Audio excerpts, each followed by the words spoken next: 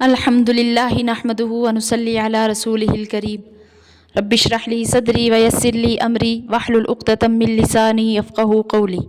اس سے پچھلی آیتوں میں مسلمانوں کو اس پر باخبر کیا گیا تھا کہ اہل کتاب اور دوسرے لوگ جو تمہیں گمراہی میں مبتلا کرنا چاہتے ہیں ان کی گمراہی سے باخبر رہ کر بچنے کا اہتمام کریں۔ تو ان آیتوں میں مسلمانوں کی اجتماعی طاقت کو مضبوط بنانے کے دو اہم اصول بتلائے گئے ہیں۔ اول تقوی اور دوسرے باہمی اتفاق اور اتحاد اور آپسی اختلاف سے بچنے کی ہدایت کی گئی ہے۔ اعوذ باللہ من الشیطان الرجیم، بسم اللہ الرحمن الرحیم۔ یا ایہا الذین آمنوا اتقوا اللہ حق تقاتہ ولا تموتن الا وانتم مسلمون، کہ اے ایمان والو ڈرتے رہو اللہ سے جیسا چاہیے اس سے ڈرنا اور نہ مرنا مگر مسلمان ہو کر، یعنی ایسا ڈرو کہ جیسے ڈرنے کا حق ہے۔ کہ پورے ڈرنے کا مطلب یہ ہے کہ جس طرح شرک اور کفر سے بچے ہو اسی طرح تمام گناہوں سے بھی بچا کرو، اور بلا وجہ شرعی لڑنا گناہ ہے تو اس سے بھی بچنا فرض ہے۔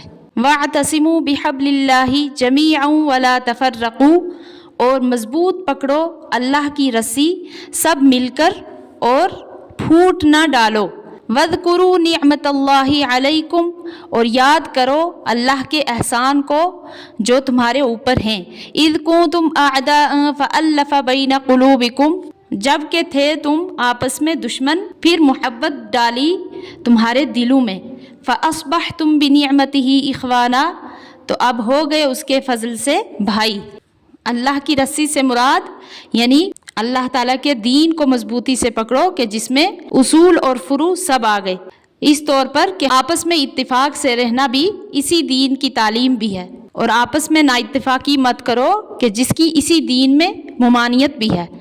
اور یہاں پر اللہ تعالیٰ اپنے کچھ انعامات بھی یاد فرما رہے ہیں کہ اس بات کو یاد کرو کہ جب تم آپس میں دشمن تھے یعنی اسلام سے پہلے، چنانچہ اوس اور خزرج کے دو قبیلوں میں لمبی مدت سے جنگ چلی آتی تھی، تو اللہ تعالیٰ ذکر فرما رہے ہیں کہ میں نے اس دشمنی کو ختم فرما کر آپ کے دلوں کے اندر محبت ڈال دی، تو پس آپ اللہ تعالیٰ کے اس انعام سے آپس میں بھائی کی طرح ہو گئے۔ اور اسی طریقے سے ایک انعام جو کہ آگے فرمایا وَكُنْتُمْ عَلَى شَفَا حُفْرَةٍ مِّنَ النَّارِ فَأَنْقَذَكُم مِّنْهَا، کہ تم تھے آگ کے گھڑے کے کنارے پر تو پھر تم کو اس سے بچا لیا۔ كَذَلِكَ يُبَيِّنُ اللَّهُ لَكُمْ آيَاتِهِ لَعَلَّكُمْ تَهْتَدُونَ، اسی طرح کھولتا ہے اللہ تم پر آیتیں تاکہ تم راہ پاؤ۔ تو آگ کے گھڑے سے مراد یعنی اسلام آپ کے مقدر میں لکھ دیا جس نے جہنم سے نجات دلائی۔ تو اب تم ان انعاموں کی قدر پہچانو اور آپس کی لڑائیوں سے جو کہ گناہ ہے اللہ کی ان نعمتوں کو زائل نہ کرو، کیونکہ باہمی جنگ و جدال سے پہلا انعام یعنی سب کے دلوں کا آپس میں مربوط اور مانوس ہونا تو خود ہی زائل ہو جائے گا، اور دوسرا انعام یعنی دین اسلام بھی اس سے کمزور ہو جائے گا۔ اور جس طرح اللہ تعالیٰ نے یہ احکام واضح طور پر فرمائے ہیں اسی طرح اللہ تعالیٰ تم کو اپنے اور احکام بھی بیان کر کے بتلاتے ہیں تاکہ تم لوگ راہ راست پر قائم رہو۔ اور یہاں پر پہلی آیت میں جو فرمایا گیا تھا یا ایھا الذین آمنوا اتقوا اللہ حق تقاتہ، کہ اے ایمان والو ڈرتے رہو اللہ سے جیسا کہ اس سے ڈرنے کا حق ہے۔ تو یہاں پر تقوی کا ذکر ہے۔ لفظ تقوی اصل عربی زبان میں بچنے اور اجتناب کرنے کے معنی میں آتا ہے، تو اس کا ترجمہ ڈرنا بھی اسی مناسبت سے کیا جاتا ہے کہ جن چیزوں سے بچنے کا حکم دیا گیا ہے وہ ڈرنے ہی کی چیزیں ہوتی ہیں۔ تقوی کے درجات میں سے ادنا درجہ یہ ہے کہ خالی کفر اور شرک سے بچے اگرچہ باقی گناہوں میں مبتلا رہے۔ تو دوسرا درجہ جو اصل میں مطلوب ہے وہ ہے اس چیز سے بچنا جو اللہ تعالیٰ اور اس کے رسول کے نزدیک پسندیدہ نہیں۔ تو تیسرا درجہ جو تقوی کا ہے اس کا اعلیٰ مقام ہے جو انبیاء علیہم السلام اور ان کے خاص نائبین اولیاء اللہ کو نصیب ہوتا ہے، کہ اپنے دل کو ہر غیر اللہ سے بچانا اور اللہ کی یاد اور اس کی رضا جوئی سے معمور رکھنا۔ آیت میں اتقوا اللہ کے بعد حق تقاتہ کا کلمہ بڑھایا گیا ہے کہ تقوی کا وہ درجہ حاصل کرو جو حق ہے تقوی کا، تو بعض نے فرمایا کہ تقویٰ کا حق یہ ہے کہ اللہ تعالیٰ کے معاملہ میں کسی کی ملامت اور برائی کی پرواہ نہ کرے اور ہمیشہ انصاف پر قائم رہے، اگرچہ انصاف کرنے میں خود اپنے آپ کو یا اپنی اولاد یا ماں باپ ہی کو نقصان ہوتا ہو۔ اور بعض نے فرمایا کہ کوئی آدمی اس وقت تک تقویٰ کا حق ادا نہیں کر سکتا جب تک کہ وہ اپنی زبان کو محفوظ نہ رکھے۔ تو اگلے جملے میں ارشاد فرمایا فَلَا تَمُوتُنَّ إِلَّا وَأَنْتُمْ مُسْلِمُونَ۔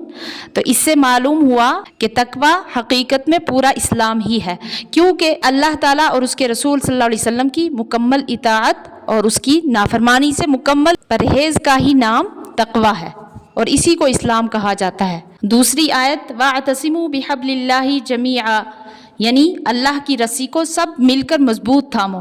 حضرت عبداللہ بن مسعود رضی اللہ عنہ سے روایت ہے کہ حضور صلی اللہ علیہ وسلم نے فرمایا کتاب اللہ ہوا حبل اللہ الممدود من السماء الی الارض، یعنی کتاب اللہ اللہ تعالیٰ کی رسی ہے جو آسمان سے زمین تک لٹکی ہوئی ہے۔ تو عربی کے محاورہ میں حبل سے مراد عہد بھی ہوتا ہے۔ قرآن کو یا دین کو رسی سے اس لیے تعبیر کیا گیا کہ یہی وہ رشتہ ہے جو ایک طرف اہل ایمان کا تعلق اللہ تعالیٰ سے قائم کرتا ہے اور دوسری طرف تمام ایمان لانے والوں کو باہم ملا کر ایک جماعت بناتا ہے۔ تو نتیجہ یہ ہوا کہ اگر مسلمان متحد ہونا چاہتے ہیں تو اس کا ذریعہ صرف یہ ہے کہ اللہ تعالیٰ کی اطاعت اور فرما برداری کو اپنا شعار بنا لیں۔